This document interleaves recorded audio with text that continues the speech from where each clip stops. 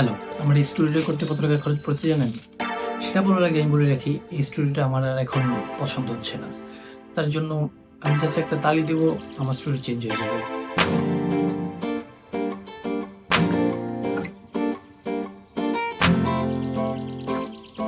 বাস এতটুকুই যথেষ্ট। আমি যেটা বলতে চাচ্ছি, আমরা ভাই এডিটর হতে চাই। আমাদের আমরা যা চাই তাই করতে পারি, তাই না?